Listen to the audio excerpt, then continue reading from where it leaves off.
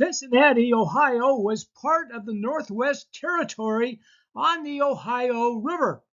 It was founded in 1788 and named after the Roman general Cincinnatus.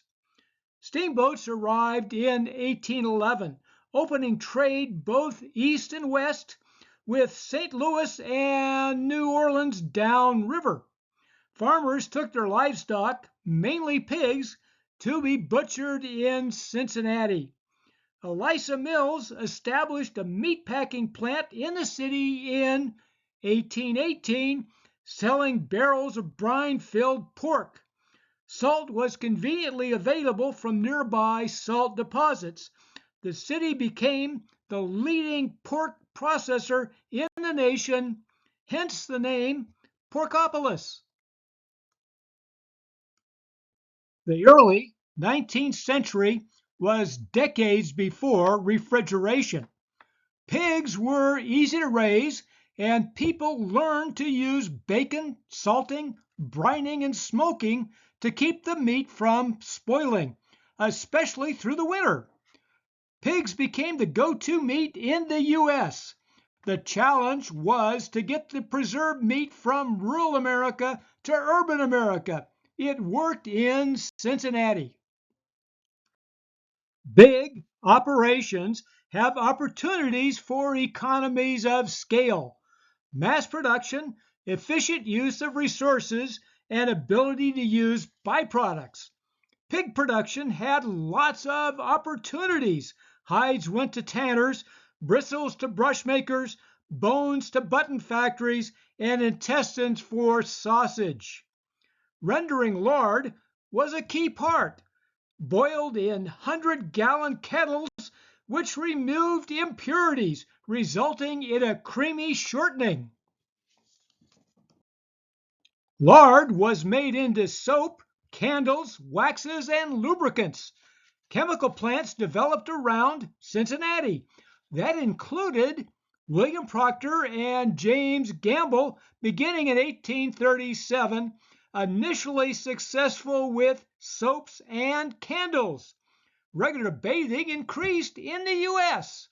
Procter & Gamble had continued success with personal consumer health and hygiene products. P&G is now a multinational company and part of the Dow Jones 30, the bluest of the blue chip companies. Chicago, home of the Potawatomi, was first settled by a French trader in the 1780s and turned over to the U.S. in 1795. It was organized as a town in 1835, soon becoming the fastest growing city. Located on Lake Michigan, Chicago became a transportation hub. Steamboats were later joined by canals and railroads. Chicago became the terminus for both New York and New Orleans. Pork worked fine in Chicago, but the level of production was limited. Pigs were not easily herded. This was solved by railroads and stockyards built near Chicago. During the Civil War, the Union Army's demand for salted pork and oats was a great push for pork production. The first major pork producer was Benjamin Hutchison, followed by Philip Armour and Gustavus Swift. Poet Carl Sandburg would call Chicago the hog butcher of the world. Beginning with Columbus, the New World had longhorn cattle. They prospered in Texas. Texans created large cattle ranches.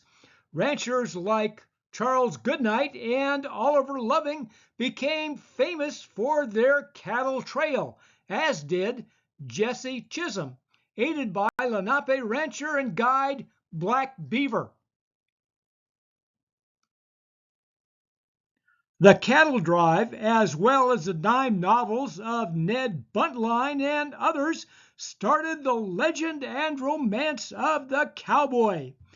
They moved their cattle first to New Orleans beginning in the late 1830s.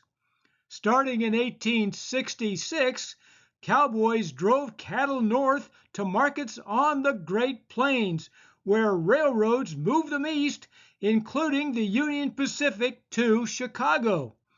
These joined the cattle raised in or near Illinois, where farmers herded them directly to Chicago.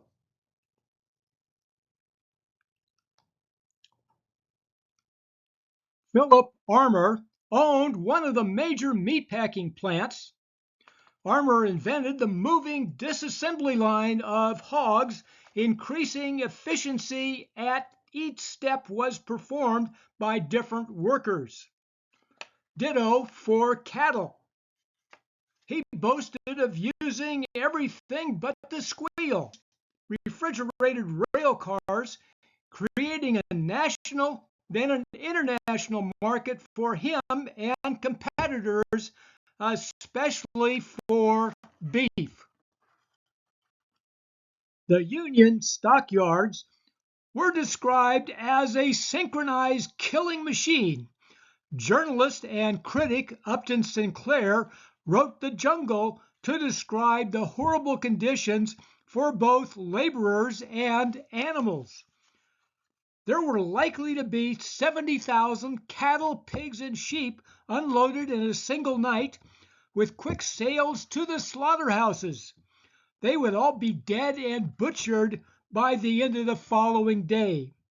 Some 25,000 people would process 14 million animals a year. Shockingly, the stockyards were a tourist attraction called the House of Blood. Pigs were put on the moving disassembly line called the revolving hog wheel, feet first, with chains moving the pigs into the air to be killed and then put into boiling water and butchered, with halved carcasses put into the chilling rooms. The entire process took less than 10 minutes. Virtually all the steps were done by butchers and unskilled helpers, covered in blood and poorly paid. The butchering of cattle was a different death struggle. The cattle were pulled by chains through multiple butcher processes, using about 200 men to stun, kill, gut, scrape, clean, and cut over 80 cattle an hour. The beef was originally sent east only in the winter. Then engineers were hired to build refrigerated cars.